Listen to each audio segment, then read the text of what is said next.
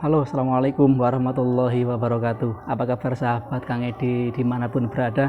Salam rahayu, rahayu, rahayu. Salam sejahtera penyejuk jiwa. Semoga kita semua diberi berkah rezeki, diberi kesehatan, dan diberi kebahagiaan. Baik sahabat Kang Edi dimanapun berada. Untuk video kali ini, Kang Edi akan mencoba bahas sedikit mengenai tentang tujuan berspiritual itu sebenarnya apa. Dan yang selama ini kita cari untuk berspiritual itu apa sih sebenarnya? Apakah untuk kesaktian, untuk kanuragan, atau untuk kekayaan? Itu pilihan kita semua.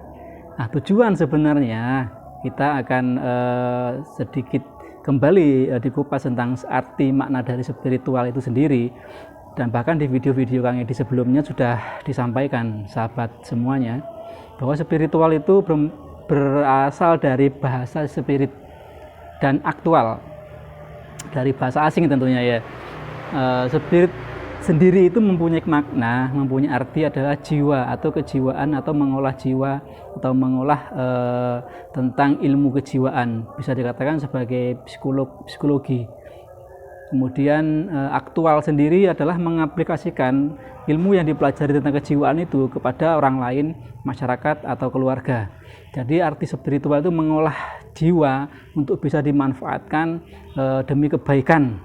Pada hakikatnya adalah seperti itu. Karena spiritual sendiri itu perlu diolah sebagai wujud kesempurnaannya seorang manusia. Spiritual itu merupakan titipan dari ilahiyah, dari Tuhan, yang memang dititipkan di dalam diri manusia untuk menempati raga atau jasad manusia. Jiwa sendiri sebenarnya ada lagi di belakangnya adalah roh yang memang tidak tercampur lagi, tidak tercampur baurkan oleh sesuatu yang membuatnya menjadi kotor. Jiwa ini bukan kotor, jiwa ini sudah tercampur, jiwa ini dari roh yang berasal dari roh suci, karena sudah tercampur dengan hawa nafsu, angkara murka, hawa nafsu negatif, hawa nafsu hewaniyah, setaniyah. Kemudian di dalam jiwa itu ada amarah, sofia, lawamah, dan mutmainnah. Makanya dikatakan, bahasa juga mengatakan jiwa ini sama dengan roh idofi, roh ilafi, atau roh yang bersandar. Karena roh yang bersandar berarti dia tidak lagi menjadi roh yang tunggal. Jadi sudah terlingkupi dengan nafsu-nafsu angkara murka, setoniyah, iblisiyah, dan nafsu-nafsu lainnya, yang membuat jiwa ini terbelenggu, yang akhirnya tidak mengetahui jati dirinya. Nah, disinilah salah satu tujuan kita belajar berspiritual. Sekali lagi jangan salah, belajar spiritual itu bukan kita ingin menjadi kaya, menjadi hebat, sakti, dan lain sebagainya. Tapi kalau kita mau kaya juga boleh, tidak dilarang kok. Tapi dengan bekerja yang sewajarnya, bekerja yang selayaknya, dan bekerja yang tidak melanggar aturan-aturan secara agama maupun pemerintahan. Baik sahabat Kang Edi, kembali ke menuju spiritual itu sebenarnya apa? Pada dasarnya spiritual itu tadi yang Kang Edi sampaikan, bahwa spiritual itu adalah tujuannya untuk menuju ketenangan jiwa. Menuju ketenangan jiwa itu prosesnya banyak dan sangat butuh waktu yang panjang juga. Tidak moro-moro ujuk-ujuk terus jiwa kita menjadi tenang. Karena proses usia, proses kehidupan sosial bermasyarakat, proses pekerjaan, beban hidup, dan lain sebagainya itu mempengaruhi tentang menuju ke arah spiritual yang sejati, atau menuju ke arah ketenangan jiwa. Ketenangan jiwa itu prosesnya harus kita dibenturkan oleh tidak tenangnya jiwa. Dalam artian mungkin kita dibenturkan dengan masalah-masalah pribadi, masalah keuangan, masalah ekonomi, masalah dengan orang lain, masalah dengan keluarga. Tapi pada intinya masalah-masalah tersebut adalah sebagai jembatan atau ondo atau tangga menuju kita ke arah ketenangan jiwa.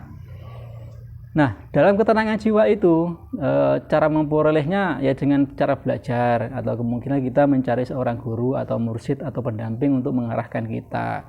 Kalau biasanya ketenangan jiwa itu ya tadi, setelah kita dibenturkan dengan berbagai proses tentang keluarga, tentang ekonomi, tentang persahabatan, dibenturkan ya, kita dibenturkan dengan hal yang negatif dulu, karena ditempa dulu. Sekali lagi tidak ujuk-ujuk jiwa kita menjadi tenang, tidak, semuanya butuh proses ya, dan guru itu perlu untuk membimbing kita menuju arah ke ketenangan itu sendiri. Paling tidak kita melakukan meditasi, hening, berzikir, melakukan sholat sunnah di malam hari atau sepertiga malam dengan berzikir lillahi ta'ala dengan ikhlas. Kita merendahkan frekuensi kejiwaan yang memang sudah masuk ke dalam pola pikir kita tentang hal-hal atau masalah-masalah yang terjadi. Sekali lagi, menuju ke jiwa yang tenang itu dibenturkan dulu dengan sesuatu yang memang buruk atau negatif, atau kita dibenturkan dengan masalah-masalah, dan tentunya setiap masalah yang kita hadapi itu akan bisa kita lalui, karena Allah sendiri tidak membebani hambanya dengan melampaui kemampuan hambanya itu sendiri. Jadi pada dasarnya ada hikmah di balik semua kejadian itu. Sekali lagi, kalau menuju ke kesempurnaan jiwa, menuju ketenangan jiwa itu kita harus dibenturkan dulu dengan berbagai masalah yang tadi sudah Kang Yadi sampaikan. Nah, kemudian tujuan untuk spiritual selain menuju ketenangan jiwa, kita adalah meresapi, kita mencoba mengelola apa yang ada di dalam diri kita. Kita menengok ke dalam, karena di dalam ini banyak sekali perpustakaan keilmuan yang memang tersembunyi. Salah satu caranya ya kita harus ada pembimbing ya, kita dengan merenung, banyak merendahkan frekuensi otak kita supaya lebih damai menuju ke frekuensi ketuhanan atau ilahiyah.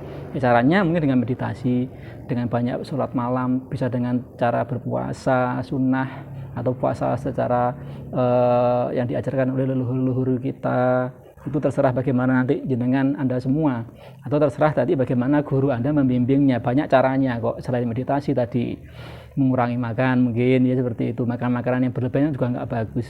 Kemudian hal-hal yang memang untuk menghalangi jiwa kita menjadi baik dan tenang itu biasanya tentang kita selalu was-was, ketakutan yang berlebihan, kemudian kita kurang menerima apa adanya, maksudnya ya kurang menerima dari pemberian dari Tuhan, pemberian dari Allah. Kita mungkin terlalu banyak keinginan daripada keperluan atau kebutuhan kita sendiri, terlalu banyak target-target yang memang tidak seimbang dengan apa yang kita lakukan. Jadi itu salah satu hal yang memang menghambat untuk kita menjadi seorang spiritual, untuk menjadi jiwa-jiwa yang tenang. Mudah-mudahan bisa manfaat. Mari belajar bersama-sama untuk selalu melepas kebencian, melepas rasa amarah, iri dengki di dalam diri kita, dan selalu hidup harmonis kepada siapapun di alam semesta. Karena kita ini dijadikan sebagai khalifah di muka bumi ini untuk memahayu hayuning bawono, untuk menjadi rahmatan lil alamin, memperindah alam semesta ini yang sudah indah. Hidup harmonis dimanapun berada, kepada siapapun dimanapun. Mudah-mudahan manfaat, kurang lebihnya mohon maaf. Wabillahi taufiq wal hidayah. Assalamualaikum warahmatullahi wabarakatuh. Salam dari Banyuwangi.